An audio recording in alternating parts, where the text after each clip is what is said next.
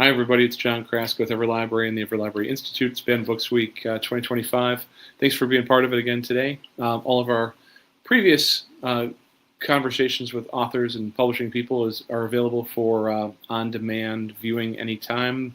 This one will be ready as soon as it's over for on-demand as well, so you can share it on social media real easy.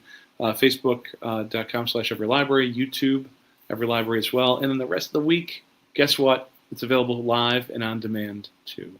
We're having big conversations during Banned Books Week 2025 about the culture of reading, the joy of writing, the importance of building bridges through writing between cultures and history and generations. And we've got two wonderful authors today who really are here to show us how we can connect across those borders and inspire young readers to imagine, I think, a more perfect future. So I'm happy to introduce today Carolyn Brewer. Carolyn, I'm going to put you on the stage here. And Karen Leggett Abouraya. You're both joining us from, points all around the country. Oh, let's see. I have a little bit of slowness here on my machine. There we go. I got you both on screen now. You're both joining us today to talk about some, I think, very important stories. And I want to start off with your biographies and then get into a big conversation together. And I'm glad that you both know each other already. It helps so much. It's nice when people get to meet cute. But Carolyn Brewer is an author, literary activist, and environmentalist whose work celebrates the power of story to inspire peace, justice, and connection. A former journalist and reading teacher, she has presented to more than 27,000 students, educators, and librarians nationwide. Carolyn is the author of 13 books for young readers, including Harriet Tubman, Force of Nature, a biography and poems, Say Their Names, and Darius Daniels' Game On. Through her writing, speaking, and the Hungry Readers campaign, she works to disrupt inequities in literacy and inspire children to embrace stories that reflect their identities and shape a better world. Carolyn, it is so nice to see you here today.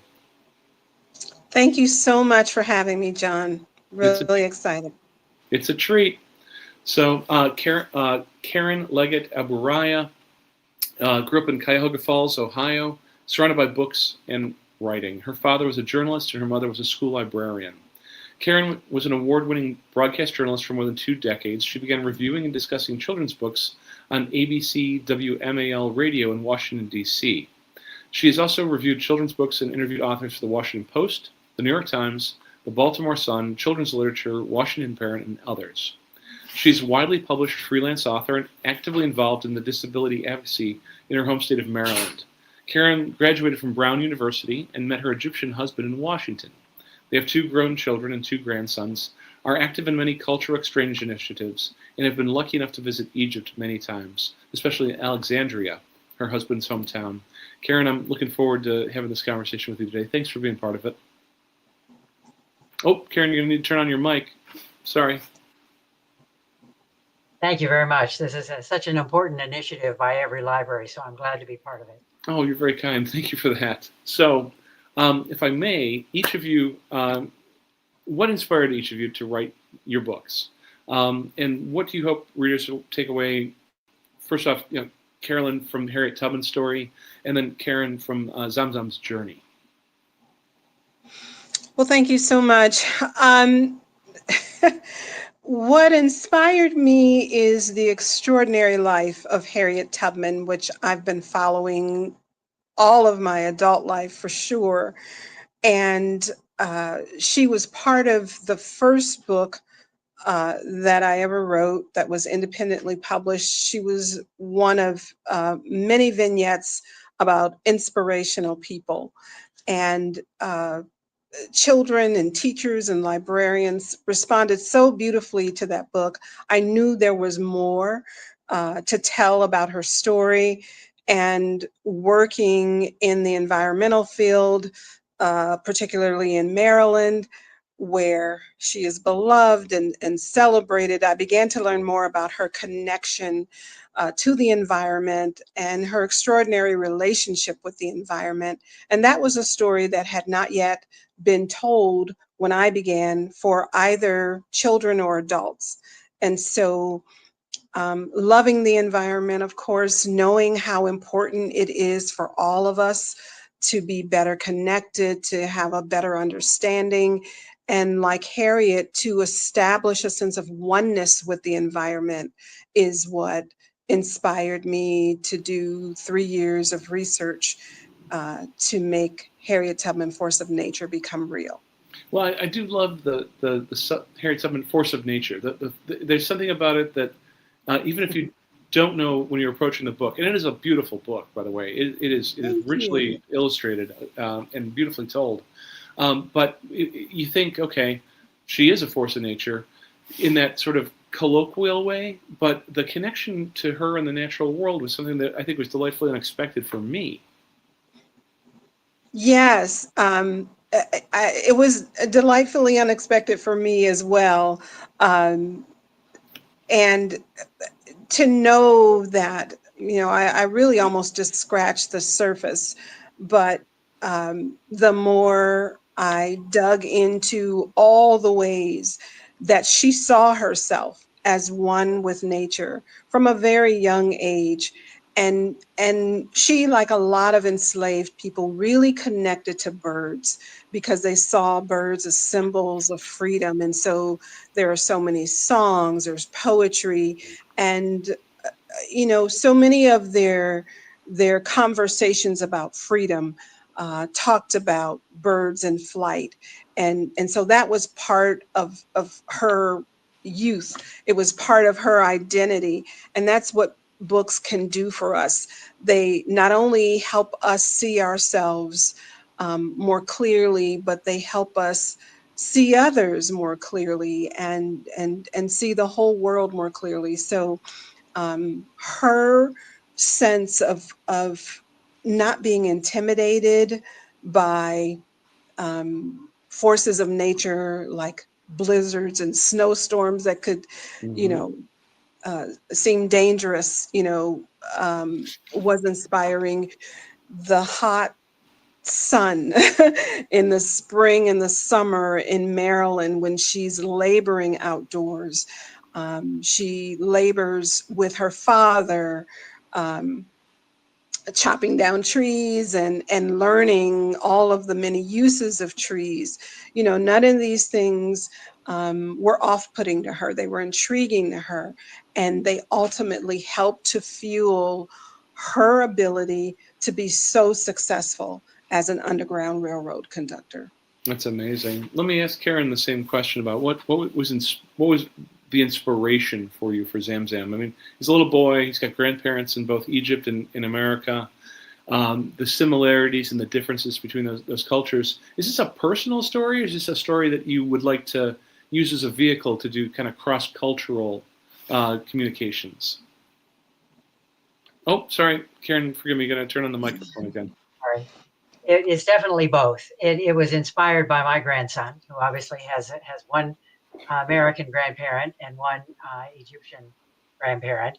He actually happens to have his mother is Indian, so he has grandparents from 3 cultures. This book focuses on 2, Egypt and America, and it started as many books do. It can start with a little tiny incident. I was making him a peanut butter and jelly sandwich, and I asked if he wanted lettuce in it. He said yes, so I put lettuce in it. Well, then he gets a sandwich and he cries. He shrieked out, said, "No leaves." He didn't want any leaves in his sandwich. Mm-hmm. And so we took out the leaves, and the book notes that it's actually leaves, not leaves. But it was fun because of the way he talked about it. And then the more I thought about it, the more I thought how that was a kind of story that could have happened in any country. But we added a story about going to buy sandwich makings in Egypt, which would be very different, a very different experience. And so each spread in the book is about a different experience and how it is experienced in the United States and how it is in New York City. We made the city New York, and in Egypt, in Alexandria, Egypt. And it was very specifically for this little boy to realize how similar some things were. The taxis looked the same. From when you look down at the taxis, they're the same. He could still count them. But then there are things that are different. In New York, above those taxis, he might hear church bells. In Alexandria, he would hear the call to prayer. And I've had a chance to play those sounds when I share the book with children. And then at the very end, in his dreams, he goes to the moon with Mhm. all his grandparents and realizes that we are all under the same moon. And that's it's a sweet realization, but it's also very valid. And it's wonderful to be able to point out to children in a classroom that whatever country their grandparents come from, at night we all look up at the same moon. So Well, it's a powerful metaphor for connection, and the idea that we're all in a place that is. I mean, what love is the understanding that somebody still cares about you, even though you're apart, And there's something very tender about this book, Zamzam. It captures some wonder and some curiosity about childhood. The two cultures are not in opposition to each other. They're certainly complementary. But I do love that metaphor about living under the same moon. that's what's fun, and it is fun, and children have been very excited when and they always want to raise their hand and tell you about where their grandparent or their family or whatever. Mm-hmm. You mentioned that you are, when you have an opportunity to read to children or to work with children, you have a regular program that you do with students, correct? Not quite so much now. I did that in the past now, but I do have many opportunities to present, to read the stories. This story I did with second graders not very long ago, and we play a cultural bingo, which asks a whole class, have you ever seen a camel? Have you ever ridden a merry-go-round?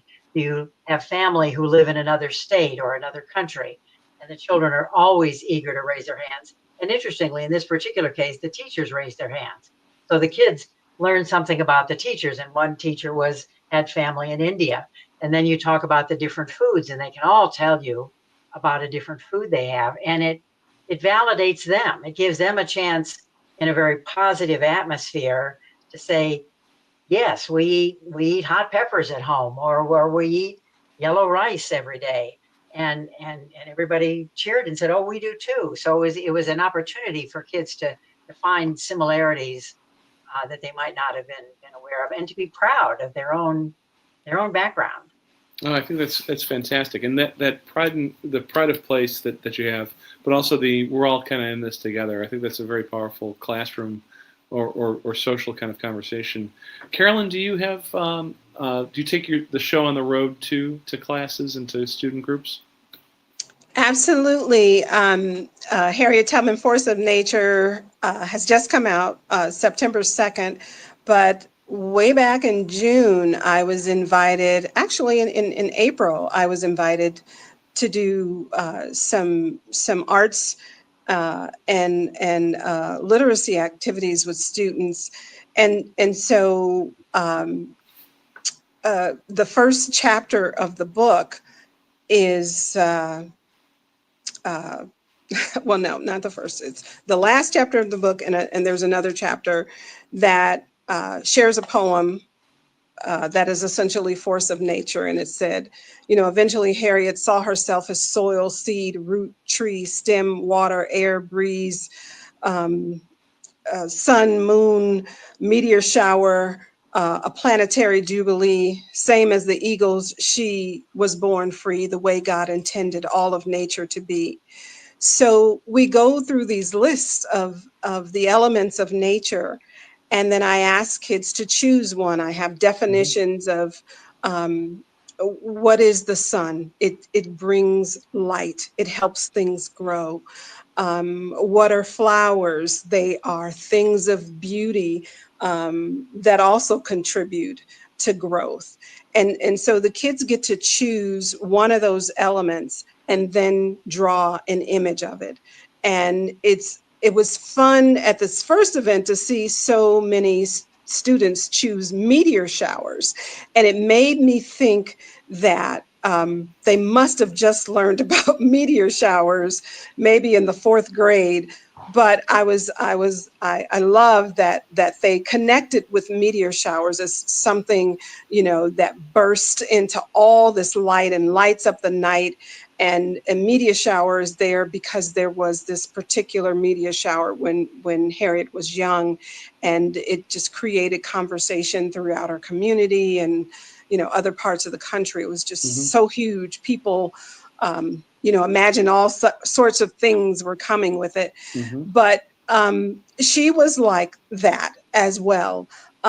She brought so much light to dark times and so much spectacular activity into the lives of people, to go from a position in life of not feeling that your life is your own, and you're chained to these really brutal circumstances, to the point where you are absolutely free to do what you want to do with your life, to make all sorts of choices about where you want to live, who you want to marry, and that you can not be separated ever again from your family. So she saw herself as someone who could bring so many beautiful natural experiences to others, and so that they could identify differently. The big one for me is that she saw herself as soil and seed of freedom. So she was the place where people planted their dreams of freedom. And she was that soil, and she was also that seed. She was the one who helped inspire the idea that it could really be real. So it's an extraordinary story that we've heard time and time again. But the retelling of it and the way that you did it in particular, Carolyn, I think is quite lovely. And it's an eye opener. You also, as a writer, though, chose to do a lot in poetry and in verse.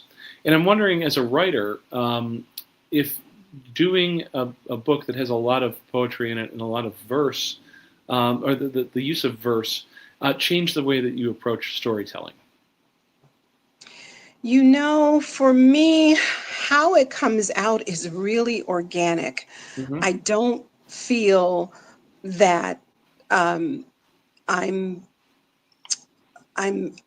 being intentional, but I'm also trying to be a vessel for how the story might best be told.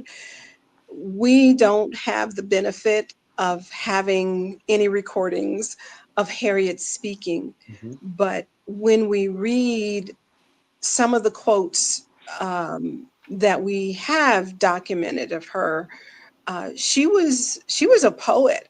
She spoke so beautifully and eloquently, and to me, her life unfolds like poetry. The moment that she crosses over into Pennsylvania, free land, in the chapter Oh, Freedom, in her own words, she described it as seeing the sun come across the field like gold. And and so when I wrote that, it just simply unfolded like a poem, because I was inspired by her words, and so many of her adventures were so magnificent, and they just lent themselves so well to poetry and metaphor and imagery. When you just hear about these tales of hers that have been handed down over the years, they just come to you. They came to me as something that was just poetic. So each one of her journeys was an epic journey, regardless of how long it was. And it does lend itself to poetry like that. So let me bring Karen back in for a moment about Zamzam and the writer's process. So you have a beautifully illustrated book as well. How do you write with a illustrator in mind in the future? I mean, you've got characters there, of course, that referential to real life, but the cities are characters in your books as well. I mean, how do you That's communicate? true. Well, in this case, and this is very unusual in writing children's books, the illustrator and I are good friends, and we were good friends before the book ever happened. Mm-hmm. And so we go back and forth a lot, adjusting the pictures, adjusting the text, making sure they work together. So it's very much a fine collaboration. And in fact, a few things changed. There's a page. There's a page that has a tabla, which is an Egyptian drum, and you can see that over here. Mm-hmm. And the first iteration of that was two tabla. And my husband, who is the Egyptian and who does a cultural edit on both the text and the pictures, he looked at that and said, "That's a Pakistani tabla, not Egyptian." Interesting. And I didn't know the difference. And obviously, Susan, the illustrations, the collages are done by Susan L. Roth, Mm-hmm. who has many books. And she was frustrated. She said, "Well, I looked at lots of pictures." I said, "Well, apparently the pictures you looked at were Pakistani." So we took a picture of the Egyptian tabla that is in our living room, Mm-hmm. and this is that tabla. And my grandson looks at it and knows very well that that's the tabla he plays in the living room. So we go back and forth that way. And you're right. One of the things that she did, all of the pages that are in Egypt are this tan brown color, like sand. Mm-hmm. And all the pictures that are in New York are blue and gray, like the colors of skyscrapers. Mm-hmm. There you can see both of them together, where you see the skyscrapers, and this is a perfect book, and Carolyn's collage is in her book also, where you can talk to children about art and how stories can be told with art, and it doesn't have to be. It can be in this case collage. There's the Statue of Liberty. There are mosques here. So those were decisions that Susan made to distinguish that, and the kids pick up on that very quickly. You can ask them right away, and well, I'm edified that I have at least the heart of a child about that question, because I've never written a book that was going to be illustrated. The books I've written have all been textbooks for library students. Great fun. Okay, I love it. I enjoy it. But the idea of having a visual palette that I know my words are going to go into, that's an unfamiliar thing to me. So it is, and it's very much fun to do it. As I say, we've had the luxury of working together, and Susan will say, "Let's word that a little differently," and I'll say, "Let's change this picture to an Egyptian tableau," whatever it might be. And she incorporated a lot of a very special. We've done 3 books together, and she actually has pictures of those other books, including the first book we wrote, Hands Around the Library. It's a story from Egypt about the ancient library in Egypt, and that was translated into Arabic. And so we have a picture of the Arabic book. And one of the differences that Zamzam notices is that when he's reading, when his American grandmother is reading, it's being read from left to right. mm-hmm. And when the Egyptian book is being read in Arabic, it's read the opposite direction. And she has a picture of both those books. And that's fun. Kids are fascinated by seeing a book that opens the opposite direction. Yes. Carolyn, did you have a good relationship with your illustrator? I did. I had an excellent relationship with my illustrator. Mm-hmm. I wrote the book first before I knew she was going to be the illustrator. Mm-hmm. So and that's typically how it works. We were having difficulty finding an illustrator. More than 6 months had gone by. And so I pitched the idea to my publisher, editor, Nancy Ferenston, Mm-hmm. that I be the illustrator. There you go. And you know what? Well, I'm asking a question here that I hadn't planned out, and I didn't make a note about that. Yes, that's right. So that's why I knew her so well. However, she was a newbie. She'd never done anything like this I think before. your illustrator is a natural. Oh, thank you so much. You're Mhm. you're very kind. I can assure you it was painful. It was a lot of hard work. I thank you.